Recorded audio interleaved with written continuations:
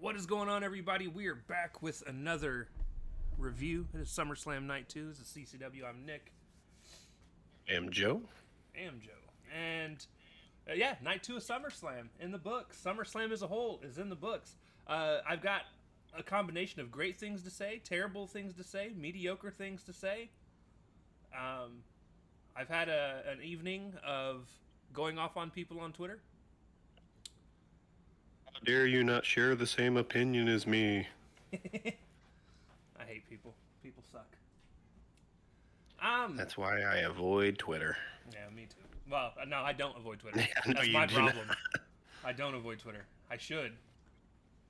Yeah, it's not worth it.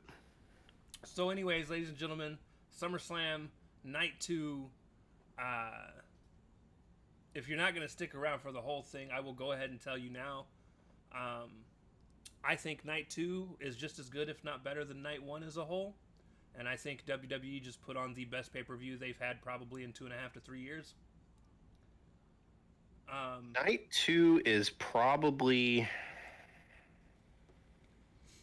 better than Night 1, in my opinion. But it is front loaded. Yeah. They have my second favorite PPE, PLE, whatever. My second favorite PLE, PPV of the year, because obviously All In is my favorite. And honestly, if they'd have condensed all of this into one night and got rid of like 4 matches and got rid of all the commercials, it might have been better than All In. But there's a lot of stuff that hurts this show for me as well. So, Indeed. so we're gonna go ahead and jump into this match 1, which is one of the best matches of the whole 2 days. It's my match of SummerSlam. We start off with Rhea Ripley versus Io Sky versus Naomi. So Rhea and Io both did something that annoys the hell out of me. And I don't know if you caught this, but during their announcements, when they were being announced when they were all in the ring, both of them mouthed what the announcer was saying while they were saying it, and that drives me crazy. And I don't know why. I don't know why either. Seems pretty petty. It's just one of those stupid things that just get to me. Like afterward, like Naomi looked focused and was serious and didn't do anything, and the other two were just like wording along with old girl. And fussed. I hate the way she talks. I miss Ricochet's old lady, who I apologize that I can never remember the name of her. What is her damn name? It's going to bother me when I'm Googling. Samantha Irvin. Yes, Samantha Irvin. God, she is so much better than these announcers that are left. But and I understand why she wanted out. Go live your dream, girl. I said my notes for the match itself. I don't have too many notes because it was a solid match. Like I wrote the most notes of any match from across both days for this match. All I've got is honestly really good match. Didn't expect anything less though. Solid opener that sets a bar that will be hard for people to match up with. Yep, I thought it was really, really, really, really, really good. Fantastic. One of the best women's matches I've ever seen, particularly for a triple threat, which sometimes can be a little messy. Lots of good spots. Naomi's pile driver on the apron was solid. Yep. I was confused a little bit why Io and Rhea were teaming up so much at the beginning. Because they're friends. Well, are they, though? Because yeah. That's they fought several times, and Io's beaten her both times and rubs it in her face and shit. To be fair, we do the same thing, and we're friends. Yeah, I don't have a comeback for that, so fuck off.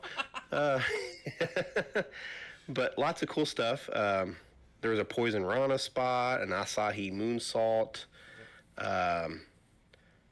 Yeah, I mean, just great. There was a great top rope segment where Rhea as I try to read my notes. Give us a second, guys. He writes in wingdings. I was writing quickly. Oh, where Rhea got kicked down, and then there was a split-legged moonsault by Naomi, and then Io hit a moonsault after that. Uh, but yeah, good stuff. Just Yeah. like really good. Listen, anybody that wants to sit here and talk about how much they dislike Rhea in the title picture, I want you guys to actually sit back and think of this. Rhea has been in probably the best match of the last like 7 pay-per-views and running.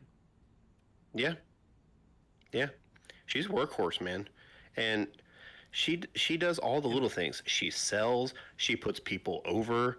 Yeah, there was a little bit of Rhea fatigue there for a little bit, but just the addition of Naomi has mixed enough new into this dynamic that I didn't the fatigue went away for me. Right. And the right person won. Well, in my opinion, the right person won. Which was Naomi. Riptide on Io off the top, and then Naomi swooped in, rolled up Rhea, and pulled the tights and got the win. Yep. Fantastic. Afterwards, we see Tyrese Halliburton is out in the crowd getting booed because he's in the New York, New Jersey area. Why would they boo him? It's like the Pacers put the Knicks out of the playoffs 2 years in a row or something. Dude, it's 100% because of the choke. And I know this because I just watched... so I was watching Hot Ones today. And because I watched the Cody Rhodes Hot Ones, right? Sure. And the Hot Ones that came on... that was available to watch that came up in my recommended after that was... who's that comedian that's on Saturday Night Live that's really popular? Oh. The bug-eyed dude that's friends with MGK. Oh, the one that dated the Kardashian and what have you? Yeah. Pete something. Pete David. Pete Davis, I think. Yeah, whatever his fucking name is. God, we sound so old. Pete Davidson. Pete Davidson. So Pete Davidson was on there, and he was. I watched his because it's his second time being on there, and they were talking about New York sports because he's from New York, and he is still really upset about the choke thing from Halliburton. And it's been how many months? It's nothing. Him and Brunson are actually buddies and stuff. It's just... Oh, I know. I'm just saying fans aren't like that, though. Like, fans are going to hold on to that shit, and it's going to be a source of contention until Halliburton retires or goes to a different team. What do you mean? Fans of things don't overreact to things. They all like the same exact matches and things and get along just swell on the internet. Right. So we'll see Tyrese later.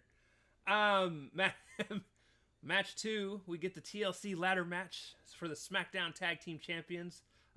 The Dudleys and the Hardys were in the crowd, obviously missing an equally important Edge and Christian who could not be there because they had other things planned for that night. EW. Oh, sorry. Sorry. This, of course, has the Motor City Machine Guns, Ray Phoenix and Andrade, DIY, Street Profits, Fraxium, and Wyatt Six. My notes, again, I didn't go super deep into this. It's my second most notes of the thing. I said it's high spot crazy. Loved the Spanish Fly from the top to the floor through the table. The women getting involved I disliked, but I understood why because it gave the men a chance to get some rest after everybody else went through tables. Yep. Candice LeRae, somebody pray for that woman. I hope she's okay. I haven't seen an update yet. I haven't seen an update either, but she took one of the nastiest ladder bumps I've seen in years. Yeah. And not so much that it's any different than what other people go through, but the way everything happened just looked real scary. Yeah. it gave in really quick, which was probably supposed to happen because they probably have it They probably have it cut, they but kind of have it rigged she went through rigged to it break easy. so quick that she hit that floor super hard. Yeah, I'm just hoping she didn't break her leg or hurt her knees. I know she's had a history of injuries and stuff, and And she's don't want to see her out. I like DIY. That's who I had. That's who I wanted to win and who I picked to win. So when she went down, it bummed me out big time. yeah, and she's 39 years old, and as somebody who is also 39 years old, I know what knees feel like. And hers are better than mine. Don't get me wrong, but yeah, no, that fall was rough. Yeah, there was some cool spots in this match. You already mentioned the Spanish fly to the floor from the top rope. I like the spot where Phoenix catapulted up on Andrade's shoulders and was attempting to get the belts And almost got him. Yeah. I was like, oh, that's cool. I haven't seen that happen too much. Uh, yeah, I got the lady spots written down. Um, there was a chair beat down uh, on Rowan, who came out to screw Fraxium out of the championship, getting the belts. Lots of outside interference. So DIY went through the double stack tables. some of the things I struggled with this match, and it's and honestly, one of the things specifically that I'm going to talk about is something you can't really help. So first and foremost, obviously, I'm not a fan of the Wyatt Six as a whole getting involved. I'm not a fan of the women getting involved. I think when you've got 6 teams, you don't need extra help to keep something entertaining. And I know, like I said, I know why the women got involved. It's so the men could get a breather after what they did. I feel like they could have done something different instead of doing. I think the whole reason the Wyatts won is thanks to the Universal tie-in and the promotion that comes with that. Right. On top of which I put down in my notes. Thanks, Universal. I'm not bummed about the Wyatts winning. I'm not happy. Well, no, because you like the Wyatts. I'm not nearly as high on the Wyatts. I would have picked 3 other teams out of this 6 to win before the Wyatts. Right. I'd have been happy with anyone except for like 2 other teams, and those 2 other teams, Fraxium and Andrade and them. Street Profits. Oh, the Prophet! You don't like the Prophets? They were just champions though, so I could see that. It has nothing to do with them being champions. I've never been a fan of their gimmick, dude. I like Montez is great, dude. They're basically Private Party 1A, and I'm so over the party like gimmick. I can't do it. It's just not for me. Well, they haven't come out with solo cups in like years now. Okay. When's the last time I watched SmackDown? Probably 2 or 3 years ago. So I mean, no, it was Friday. You just don't have a record of it because you deleted it. Shh, never happened. It never happened. They weren't. To be fair, though, they weren't on SmackDown. So there you go. They had an interview segment, didn't they? No. Don't make me go back to my notes. I write them down. I delete them after every show. I bet you do. They had an interview segment at the beginning of SummerSlam today. I think I'm thinking of a couple weeks ago. Probably. You win this round. Yes, I do. So. Shut up, you. Look with your head, not your hearts, kids. So my main I wasn't a fan of everybody being involved. The match is already chaotic enough without it. I agree. Also, it was a little overbooked. Candice LeRae might be dead, so I mean she didn't need to be there. No, seriously though, I was worried about her. I could actually see they had like 4 or 5 refs and medics around her for the rest of the match. They panned out to a zoomed out hard cam shot, and you saw like several people run around the ring, and they quickly cut once you saw like 5 or 6 people run around the ring, right, to something else. So, yeah, hopefully she's okay. But here's my problem with this match. My main problem, and it's not this group's fault. It's no one individually's fault here. This is something you can't help.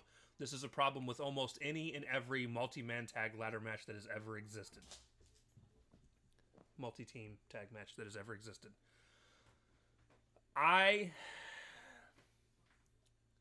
It is way too easy to look bad when you're near the top of the ladder, nobody is close to you, and you're supposed to pretend like you're struggling to reach up. And I get the psychology on why it happens, because you can't just end the match super early. They're also probably not the ones that's supposed to win if they're up there. Blah, blah, blah, blah, blah. Cool. Well, that's why I think that's why they added it to the little where they have the little carabiner instead of just pulling the straps off, because then you're literally just pulling one side of the belt and the buttons just No. snap off, and it's a lot easier. I get that, but that's not even the problem. So there will be somebody that'll be at the top of the ladder. They'll be struggling to reach up, and like they're right there, like right fucking there. And they're struggling to reach up, and they'll be there for like 15, 20 seconds before somebody finally slides in the ring and runs up the ladder to stop them. Their depth perception is very bad. Yeah, fuck that. I've played enough No Mercy, and I can figure out depth perception without even needing to see the top. I just see the shadow, and I'm good. All video game jokes aside, it's one of the things that makes these matches a rough watch. And it doesn't matter, again, who's in the match. This isn't at fault to anybody in the match. It's just what's going to happen. You know how you fix it? You stop having people go up for the fucking belt so early. Well, you stop having spots coming off of the ladder like during that. Right.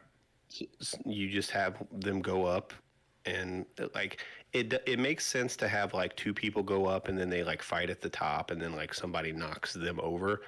But like to your point, where one person gets up there and there's several seconds in between somebody else getting up there, just eliminate those spots. Do something else. And that honestly, that's a good fix.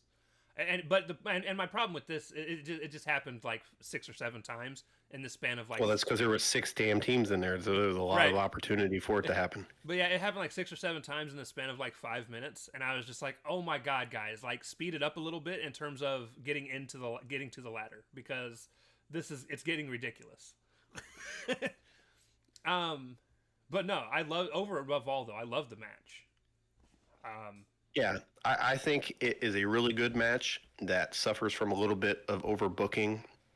It probably would have been a great match without all the overbooking. Like you said, pretty much every fucking member of the Wyatt Six got involved. So they fucking outnumbered everybody. So it was a little crazy, but still really good match. Yeah. We got to didn't disappoint. We got to see DIY go through layers of tables. Yep. Oh, poor Johnny Gargano had to kind of launch himself to reach the ladders. Tommaso Ciampa fell like a stone, though. I hope he's okay too. So then we get to Bird Lady. The Twitter argument match of the night. Bird Lady versus Becky. And this is Becky Lynch versus Lyra Valkyria. And I'm going to give you guys my notes. And I have quite a few notes on this. If I'm being honest, I do. I had nothing other than very mid-match, not feeling it, and my notes didn't pick up until Bayley came out. So at one point, Lyra got put in some zip ties, and they were supposed to act like handcuffs, which is fine. It's always a fun spot when somebody does some stuff like that. Okay, I use the term always loosely because there were handcuffs later used that really made me mad. But that wasn't for this match. So, this match specifically, Lyra gets put in some zip ties as handcuffs. I was fine with that. It is what it is. It's a good heel tactic. Fine. My problem is, at some point, she gets slammed and her arm very visibly, and I mean very visibly, comes out of the zip ties. Flips out. Yep. And she rushes to put her hand back into the zip tie, hoping that nobody saw it. Which the camera should have panned away. There was a couple production errors in this show as well. On top of it, she didn't even put her hand in the way they were in before, because before her hands were together where her fists were together. And when she stuck her hand back in through the loop, one fist was on one forearm and one fist was on the other. Yeah. So they where she would have had around. Right, like where her hands would have been together, it was the opposite way. And I'm just like, there's no way. No, like at that point, if your hands fall out, it's time to call an audible. Like, but they still had several more spots, Nick. Dude, it's as simple as Becky looking annoyed and going back out and grabbing another zip tie and doing it again. That easy of a fix. Or you just do the spots without the zip tie. Had they already done the spot where they hung her on the pole and then it was done by then. The only spot that came after that required them to still be together was, and it happened shortly, like almost right after she put her hand back in, was the one where she wraps her arms around Becky and slams her while she still got her zip ties on. They could have just nixed that spot. Yeah, because she could have just done a slam. It didn't have to be with the damn zip ties on. And then, like you said, call an audible and just move on. So Lyra did her finisher to Becky from the steps to the floor, and it hurt. I saw Becky's face when she landed. It did. And she was like, you could see the look on her face where she was like, oh, that fucking sucked. Oh, I was like, ooh, that tailbone, ouch. Because Becky is not a thick woman and never has been, and after childbirth is even less thick than she was. So yeah, not a lot of padding back there to cushion that blow. Lyra kicked out of a pin after running into an exposed turnbuckle and then falling into a manhandle slam onto some chairs, which I thought was a cool spot. I wasn't a fan of her kicking out of that though. Yeah, well, there's a lot of false finishes in this entire night. Yeah, there is. Bayley stops Becky from hitting Lyra with a crowbar and then proceeded to beat down Becky, who tried to hit her with a chain. Lyra comes from out of, by the way, best spot of the whole match. Lyra comes from out when of she came out and fucking nowhere. leg dropped him through the table. And leg dropped Becky through the table. Yeah, that was the best spot of the match. That I have it on here as well. Out of nowhere, guys. Like Becky's leaning over the table and leg drop. Yeah, my notes literally says Bayley saves Bird Girl, fights off Bex, leg drop through table out of nowhere. Bayley accidentally hits Lyra. I say accidentally because I'm guaranteeing you it probably wasn't accidentally.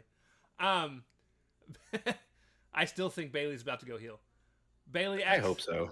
Bayley accidentally hits Lyra with the steel chain. Becky gets the manhandle slam, gets the 1-2-3. Again, I feel like the right person won, but we'll see. And again, just more outside interference. And here's my problem. So I didn't think the match was bad. I just felt like it was way too long. It was very long. It was very specific with the spots needed.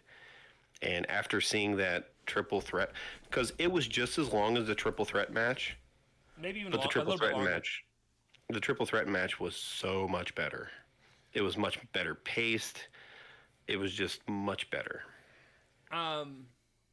But yeah, and there were so many certain things that like honestly didn't need to be there that just seemed to drag the shit out longer. Whether it was Bayley didn't need to be there at all. I know you want to get Bayley on the show, but come on. Whether it was the Bayley interference, I'm never a fan of, unless it actually happens to just be on hand. I'm never a fan of a fire extinguisher spot because again, it's 5 minutes that don't need to be there. Another problem I have with this match, and somebody's going to be like, "Oh, my buddy who, God bless his soul, wants to talk about this being a perfect match." And the one thing that is going to keep far from it. The one thing that is absolutely going to keep any hardcore match not perfect for me, is if I see you swing one weapon in a way that doesn't look like it hurts, you're already getting points knocked off. It's a hardcore match. I would rather you not swing a weapon than to lightly swing a weapon and barely connect. Like Nia Jax's chair shots. Correct. And Becky had a couple with the kendo stick, and we're talking a kendo stick that you should be able to just lay into a motherfucker with. which is weird because she had her like abdomen exposed because she was hanging her from the post and stuff, and she was laying those in. Yeah. The So shots weren't looking very good because she had broke the stick, so she stopped, went and got another kendo stick just right. so those shots looked better earlier in the match. And again, I don't want people to think that I'm saying, oh, if you're swinging for the head, swing to give them a concussion and give them CT. No, but we're No. talking body shots, guys. Like they should be able to take steel chair body shots. People have been doing it for fucking decades.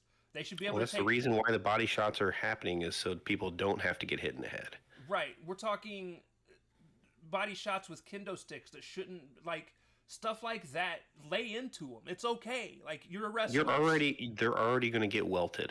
Right. Especially from the shit she got earlier. So what's one more welt? Listen, I got to watch Bianca Belair lay into Rhea Ripley's ribs with her hair a few months ago. Oh yeah, did you see those pictures on? Yeah, welts, absolute bonkers ass welts. So yeah, that's a part of my problem with hardcore matches, especially and it happens in every company, but it seems to happen more in WWE because they're so worried about injuring their friends, and I get that. But if you're worried about the injuries, then don't do the spots. Yeah, do it safe or don't do it at all. Right. But it has to. It's an aesthetic. Wrestling is an aesthetic business. So after the match is over, Russell Wilson shown in the crowd. Dude, I swear to God, I thought it was Max Caster. They look so much alike. Let's see who can go 5 with the best wrestler alive. I seen him in the crowd, and I'm serious. I went, is that Max? And then it said it was Russell Westbrook, and I went, or Russell Wilson, and I went, oh my, dude, they look so much alike. Oh, you're gonna get us canceled. I don't care. Platinum Max. Match 4, U.S. title match. Solo Sikoa versus Jacob Fatu. You know what? Somebody wants to get mad about me saying that the fucking women's match was just okay. I gave this match half a fucking star on Twitter. You want to talk about how the worst match of the entire 2-night fucking show and probably the worst WWE match I've seen in 17 fucking years? This match Is it because sucked. you were waiting for Tala to do something tall? No, nothing happened, dude. The entire time was just fucking Jacob being thrown into the side of the fucking cage, Solo taunting in the middle of the ring like a fucking idiot. Finally, people come out to fucking interfere, and it's like, dude. And when they interfere, they don't do anything. They get like it was. And finally, when they do finally do something, it's such a stupid spot. Solo gets Jacob gets handcuffed at the top of the fucking thing. Like we don't know he's gonna break them fucking cuffs. Yeah, and then the camera missed it. Cameraman missed him breaking free. They had to show it in a replay. And then the way the match just ends, like you're gonna sit here and tell me that Solo didn't also just take that cage to the fucking dome piece and fall back in, and not fall back in the ring? Yeah, you weren't supposed to think about that because their heads were at the same fucking spot. Right. And they both should have fell back in. It was rough. Dude, it was rough. And the only reason I'm giving it half a star is because that post-match moonsault was like an 8 out of 10. Yeah. Again, poor JC Mateo. But yeah, I have way too much interference. Solo wins due to Tala doing stuff.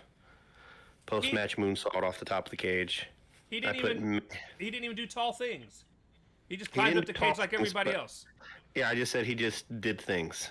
He pulled Solo out. I hated this match so much. I don't even care if Solo wins. My complaint ain't that Jacob lost. My complaint is that the match was fucking pointless. Well, it didn't use the stipulation well. It made none of the two participants in it look particularly good. Well, Jacob looked okay, I guess. No, you want to give me because he fought off all the interference, but again, a reason to have 100 fucking people get down to the ring to overbook the hell out of it.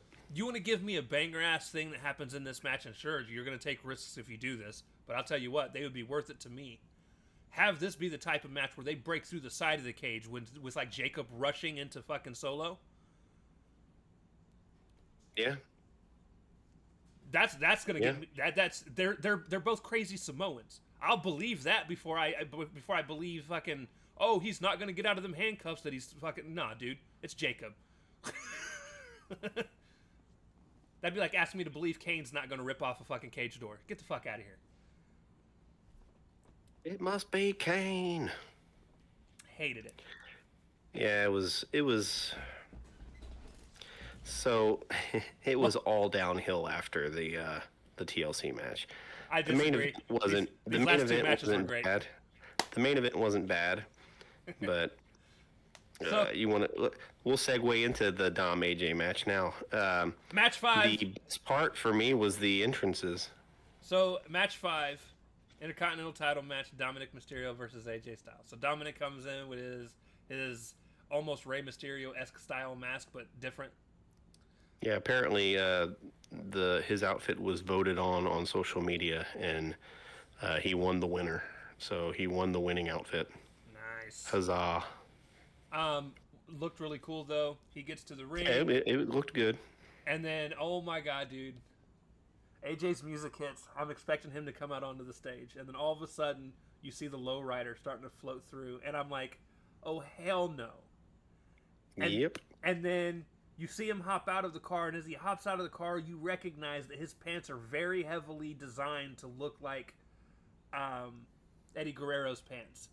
And I'm like, from 20 years prior. And I'm like, oh, that is so cool. I didn't even put the connection together, which was funny because so my daughter and her boyfriend were sitting here watching, and her boyfriend's favorite wrestler is Rey Mysterio. Now this is a kid who doesn't watch much wrestling, so when he says favorite, it's probably just because of looks and the few times he's probably seen him wrestle, right? Sure. So, and I look at him and I'm like, well, you know that's Rey's son. And he's like, really? I was like, yeah, funny enough. And I didn't even know it was SummerSlam. I was just like, funny enough. So he actually looks more like his uncle. And what makes that even more funny is his uncle and Rey had a custody match for him when he SummerSlam, was, 20 years prior. And again, I didn't know it was SummerSlam. So we just had this conversation, and then the announcers actually say that 20 years ago at SummerSlam, it was the actual match that I was just talking about. Look at that. You got proven like you knew your things. Right. So everything connected together. Super dope. AJ comes out. That's why you like this match so much. I will say there's a point where AJ slipped when he went to go run into the ropes. And I'm curious if there's something different about the match tonight compared to other... Or not just tonight, this weekend. Compared to other shows, because he's not the only person I watched slip on that fucking mat. Damian Priest did it last night. And it's just weird. I think it's all the advertising spots in the ring, because it's obviously not made of the same material. Right. And if you're wearing actual wrestling boots, which are, don't have a ton of non-slip on the bottom, for a reason, you'll slip like that. Right. But they did the classic Eddie Guerrero steel chair spot where Dom, the ref's back is turned to them. Dom takes the chair, hits the ground, throws it to AJ, and falls. And I laugh immediately. And then AJ wraps the chair around his neck and lays his head and falls. Lays down as well. Dude, I popped harder at this than literally anything else that happened tonight. I saw that. I liked that.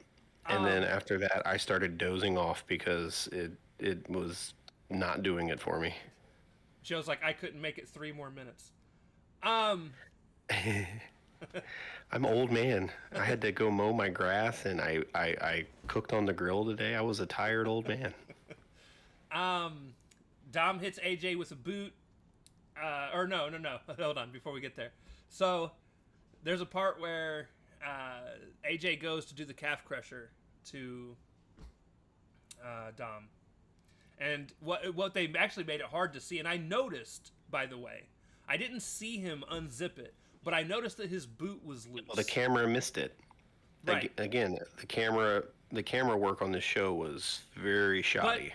But I noticed that the boot was open, compared to normal, and he was limping towards AJ.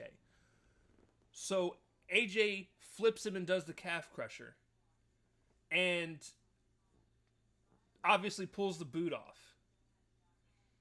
And I didn't put 2 and 2 together because, like, yeah, I saw the boot was open, and when he went into the calf crusher, you very well could tell that he was going to pull that boot off. Right. But he pulls the boot off and throws the boot, and at that point, Dom gets up, and for some reason, the ref is still not paying attention to anything going on.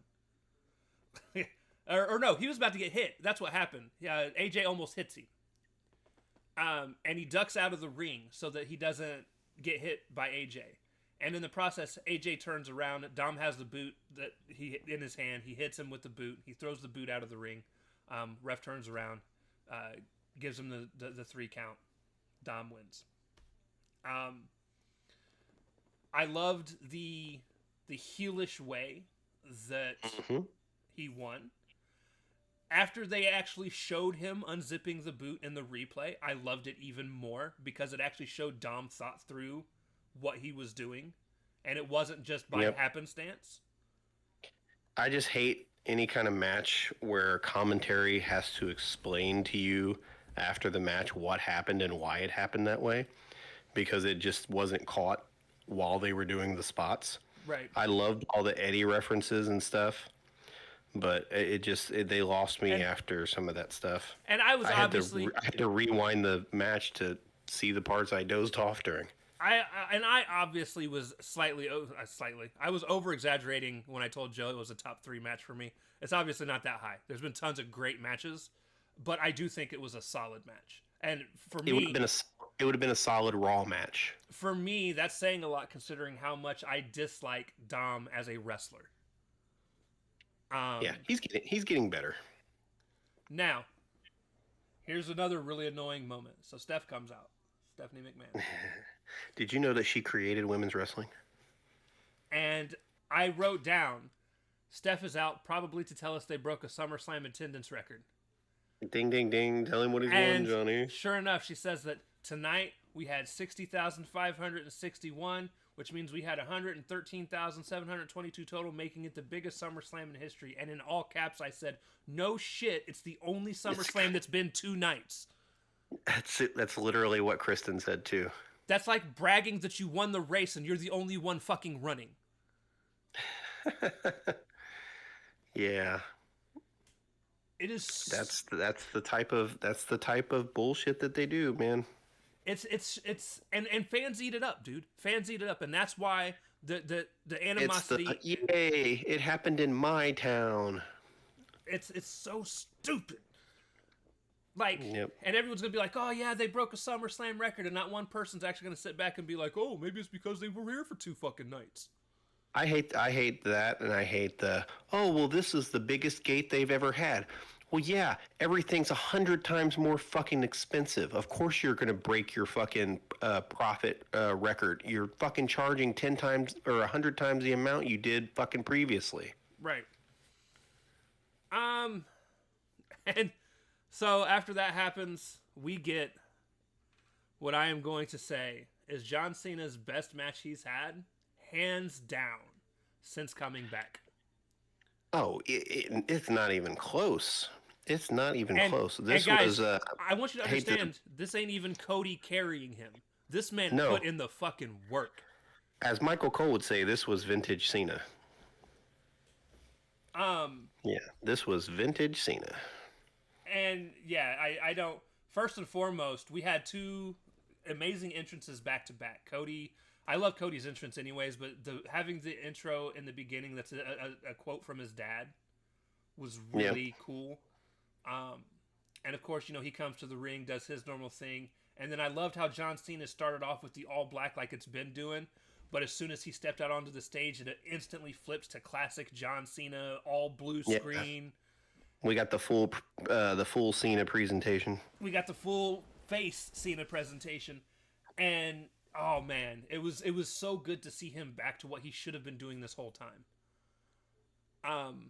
As much as I wanted him to be a heel, the way they did it and the way they've run it since he's been heel has been terrible.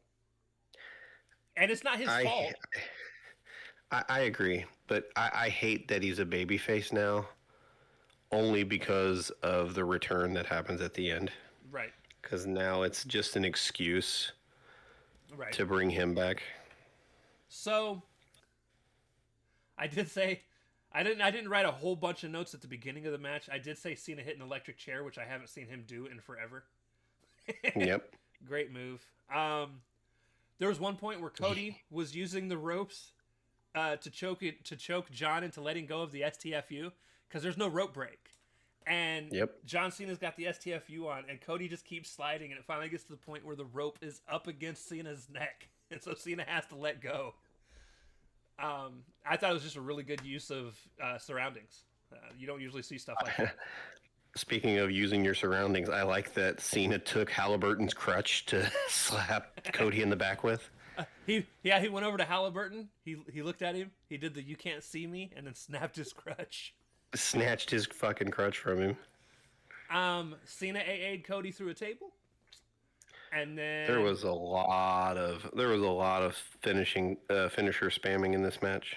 Cody got a crossroads. Cena kicked out. Cena did a Fameasser off the top rope. Yep, he played the hits, man. He played all the old Cena hits. And then hit another AA. Cody kicked out. Cena carried Cody up through Cody's elevator. Oh my god! So there was this part where they go into the crowd. That was a cool looking spot. There's this part where they go through the crowd and they fight off and on through the crowd, and they eventually circle their way over to the stage, and they go in through this under stage curtain, and you see them disappear. And I spotted that the elevator was down already, so I knew what they were gonna do.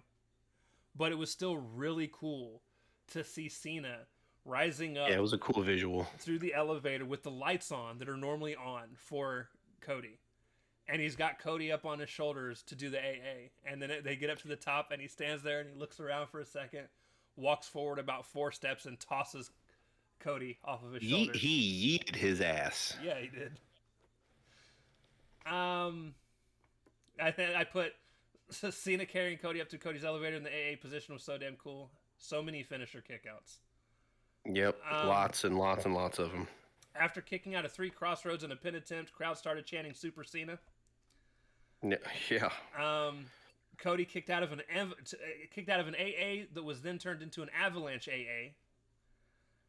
Yeah, there was too many false finishes. Cody hit a Cody cutter through the table off the top rope, saluted John, and then hit the crossroads and finally got the 1, 2, 3. So obviously we had already predicted that Rhodes was going to win that match, and I'm pretty sure most people knew that Rhodes was going to win that match.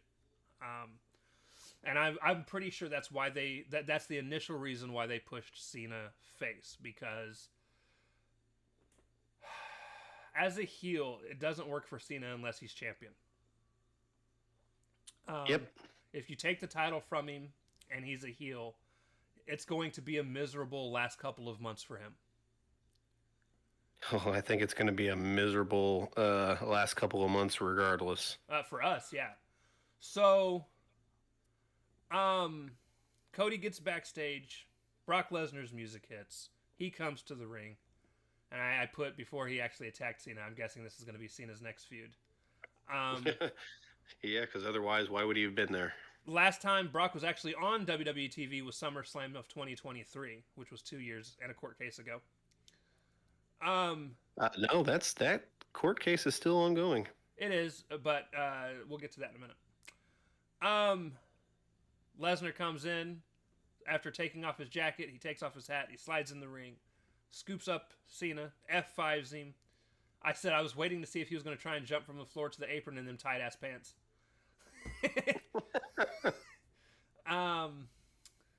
Although, and I did write as my final note, apparently last night WWE announced they will no longer be doing press conferences after shows.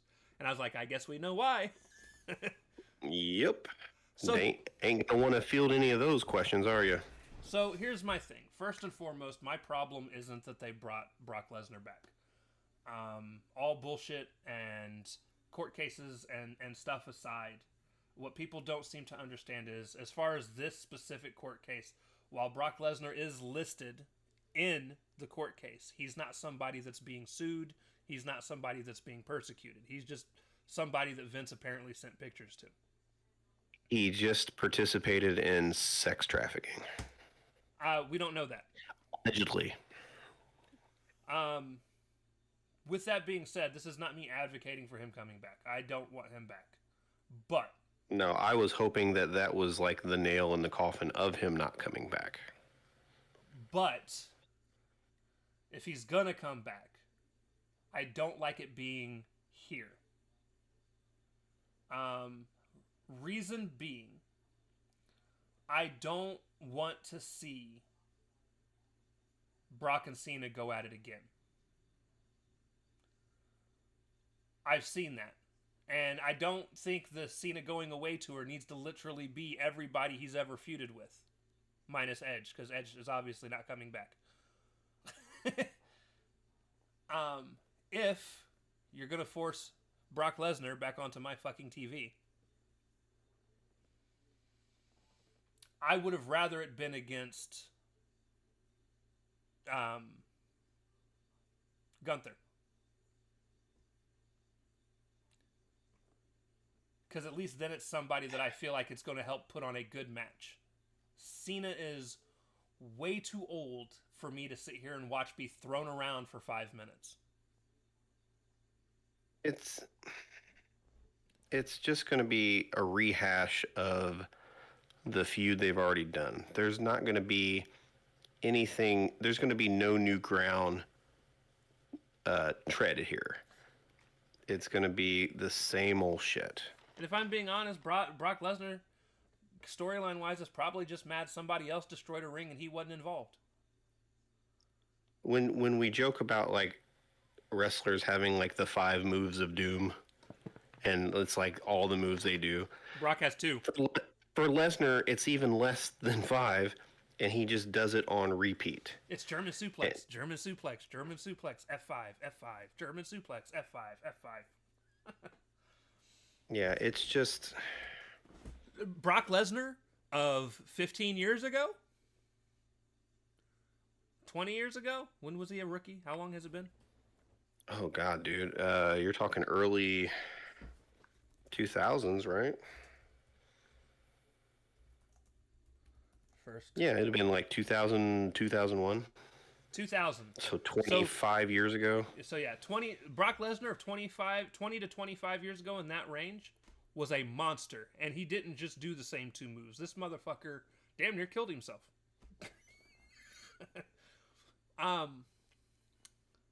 He was a beast, literally. Like he earned the name that he had.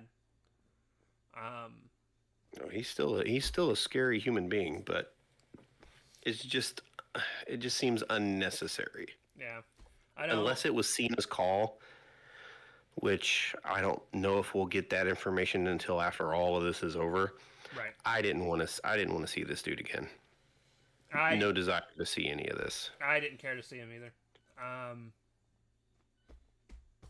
But yeah, like I said, if I was forced to have him on my TV, I would have rather it been against Gunther. Well, that's only because there's a chance Gunther would go over. And, if he would have been willing to put the young guy over. I also just really want to see Gunther slap his fucking chest and see how his response goes. Well, he gets stiff back with Gunther and shit might get real quick. Right.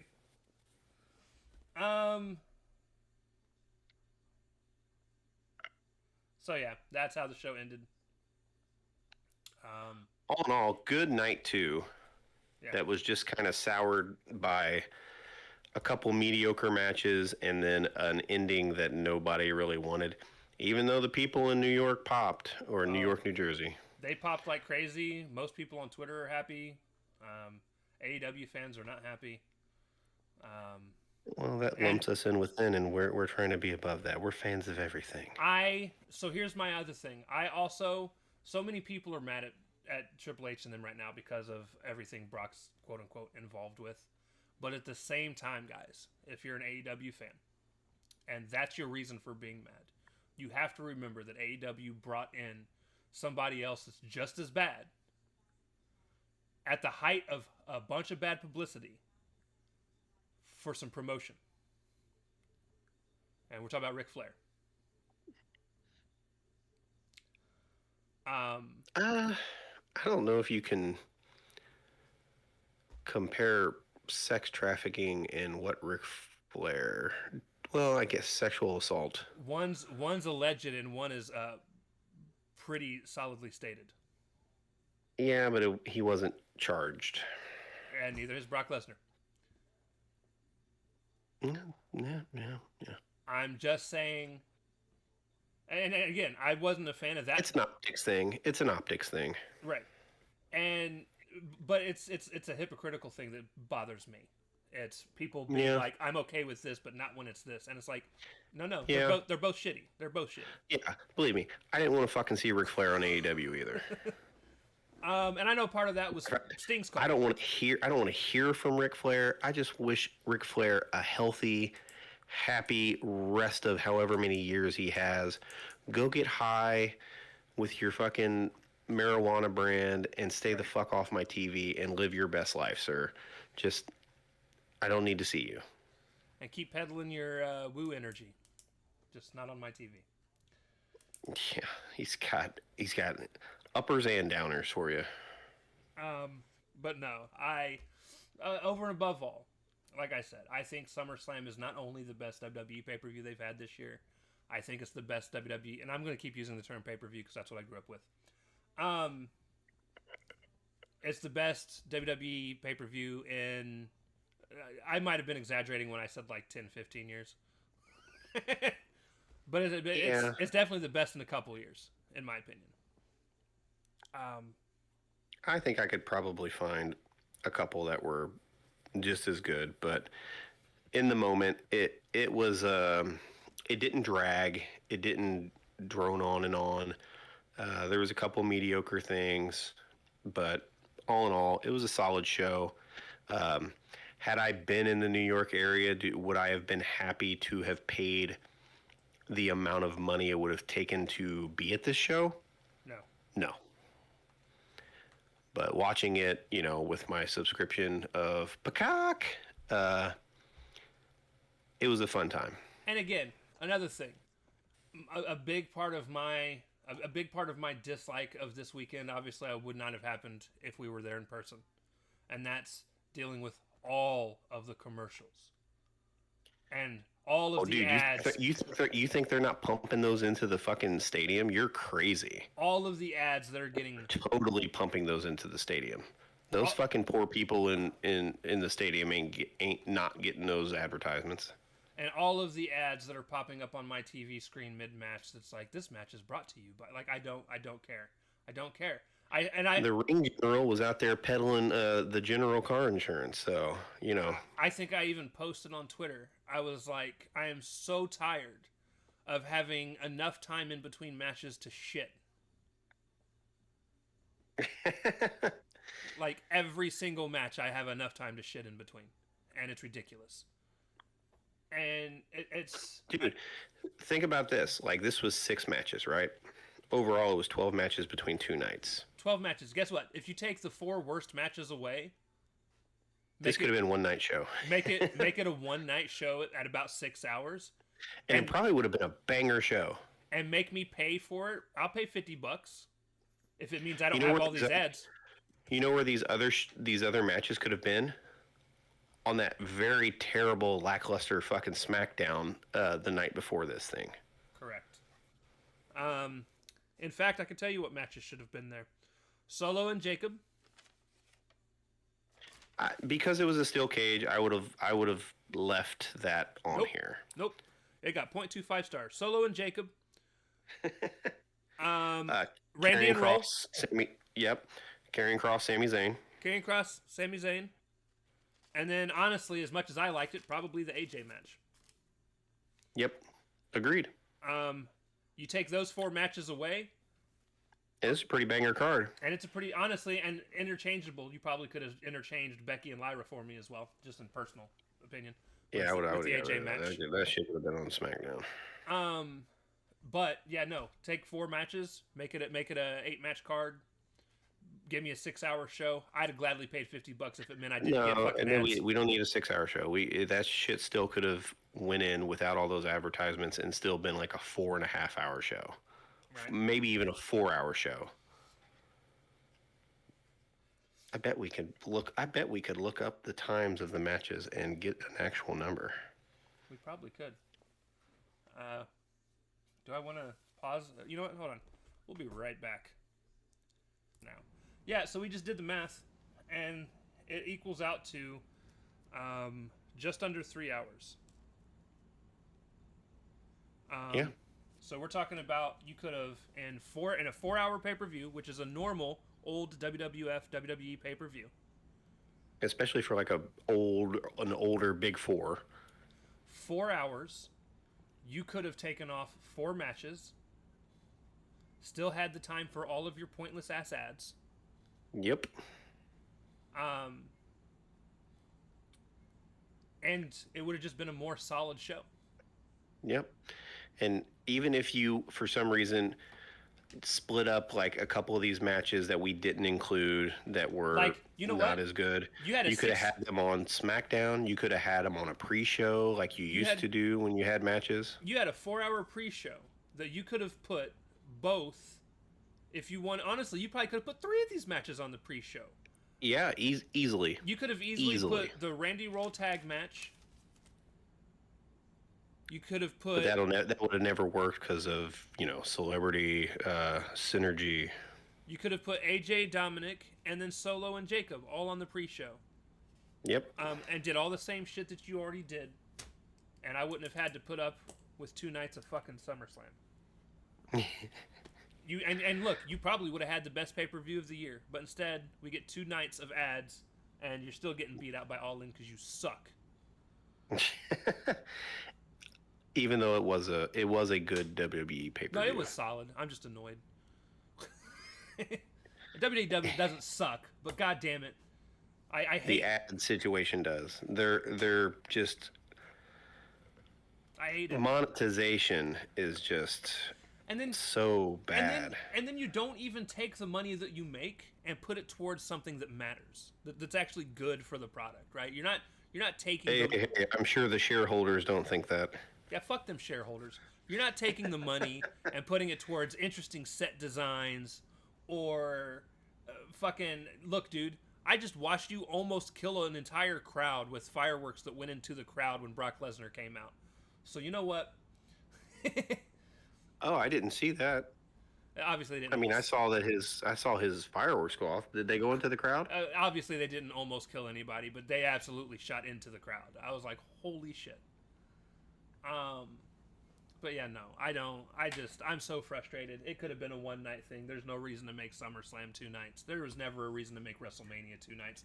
The only pay-per-view that deserves to be 2 nights is Royal Rumble, and that's because you've got 2 45.5-hour. That's in Mania. Mania, two nights of Mania instead of a 9-hour fucking shift of WrestleMania. I like breaking WrestleMania up. I'll agree with you, Royal Rumble. But SummerSlam doesn't need it. Survivor Series doesn't need it. Please don't do it to Survivor Series as well. 1 night is fine.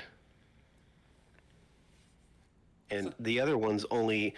WrestleMania should be your big show, so you should have a bunch of matches.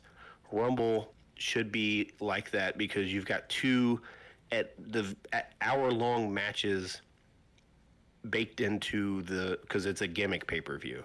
Also, so that being across that makes sense as well. Who decided that we needed to listen to a panel of judges and on-screen people go and interview fans and shit before the show instead of having a couple matches before the show? Like, I don't give a fuck what fans think in the fucking crowd. Get them off my fucking TV. And then you have to hear about the Jimmy John's upgraded section or the juice box for Minute Maid, and all that other corporate bullshit. Or the drumstick mascot, which I'm not too mad about because now I want a drumstick. No, I'm still annoyed. Fuck that. Fuck you, drumstick guy. But no, I don't. And then you've got like 15 ads in the ring. Every turnbuckle's its own ad. You got ads that pop up on the screen. You get backstage promos that are ads. You get the actual ads because you're watching on Peacock with not premium Peacock. It's just A ton. it's the absolute fucking worst. The absolute Yep. fucking worst. You get ads on fucking tables. I'm surprised the ladders and chairs both didn't have The ads. stupid fucking Slim Jim tables. Give me a break. And then don't forget, every now and again, a ladder will get an ad, like the Fireball ladder that Gabe had. Yeah. And just so people don't say, well, you guys are just shitting on AEW. No. I hated Shark Week. I hated Shark Week. AEW fucking shoved that down my throat. Every fucking 5 minutes, I had to watch a Darby Allin fucking Shark Week ad or hear Tony Schiavone talk about it's Shark Week. I don't care. Shark Week is every year now. It is not that big a deal. Twice a year. I'm fucking tired of hearing about it. I'm pretty sure it's twice a year now.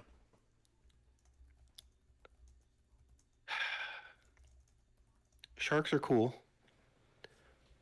Oh, no, But are they only, that interesting that you have to have this thing every year? It's only one Shark Week a year. I'm exaggerating, apparently. Yes, that's like you messaged me and like because the AAA show Triple Mania, you're like, didn't they already have one of these this year? He's like, you were like, how many do they have? Like 3 or 4 a year? What was it that they had? Because I swear to God, I thought that was a Triple Mania. I don't know. I'm not hip to the Psycho Clown and Mr. Iguana promotion. Oh, Triple Mania Regia. They were in the crowd. It's Triple Mania Regia. So just because they added a fucking word, it's a different pay-per-view. Well, I'm sure it means something. I'm not fluent in Spanish. But yeah. Fun times. Yeah. But like I said, great pay-per-view, PLE, whatever you want to call it. Just keep calling it a pay-per-view. That's what it is. It's a big show. We can just call them a big show. Look, at this point, I would pay $50 for a one-night thing that didn't have a billion ads. I would. Absolutely. Because you know what? I make enough money. I do for the AEW shows. I watch every AEW pay-per-view. If and they don't beat me with nearly as many ads. Like, not even a fucking quarter of the ads. In fact, if WWE gave us a fucking option, me and Joe would probably just split the fucking pay-per-view every goddamn month. I would go to his house, we'd watch it, record live, and then fucking be done with it. Because if it got me away from the fucking ads, that's all I want. I'm so tired of the ads. It's everywhere. Like, I swear to God, I'm pretty sure they're gonna start sending ads to my fucking dreams. This stream is brought to you by Slim Jim. Snap into this table. So before the show, what you guys don't know is I sent Joe a message. The first thing I did was a message that said, "Wheatley, so good, I'll drink it neatly." Yes, sir. And then I said, "Just wanted to make you feel like you're even getting ads on here, getting you prepped for the night." And then I sent him a picture that just says "Pizza, Papa John's." It's just literally a Papa John's pizza logo.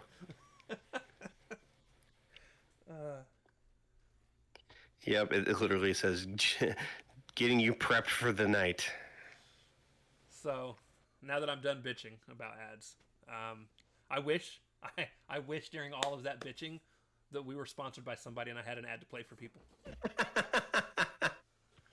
Wheatley's, if you're out there, I like to drink things neatly.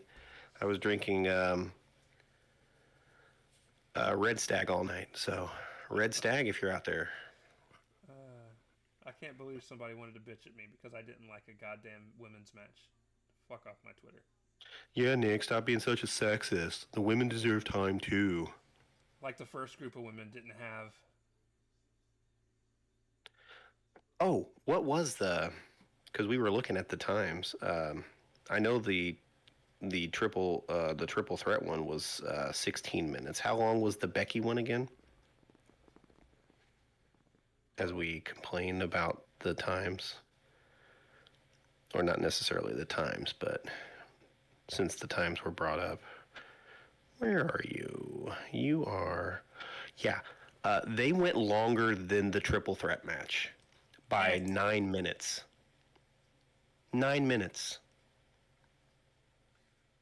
That match was way too fucking long, and it accomplished nothing. 25 minutes of just mediocre bullshit. And then you had one of the best triple threat matches women have ever put on at a nice, paced out 16 minutes. Filler. Get rid of the filler. Whew. But I think that's all we got for SummerSlam.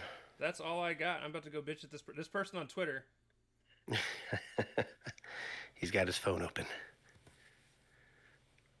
They still giving you shit? Hold up. This person on Twitter blocked me. The one that wanted to give me shit. You mean you defending your opinion was so bad that they blocked you? Jeez. Good. Now you don't have to worry about it. No, I'm tagging them. You're tagging them specifically. But anyways, well, before I do this, you guys have a wonderful evening. We'll be back tomorrow for Raw, the come down show. So we'll see what happens. God, I hope it's an actual decent follow up, because people have been having trouble following up pay-per-views lately. So hopefully we're moving forward post SummerSlam. Yes. So we will see you guys tomorrow. Right. Deuces. Love you. Later.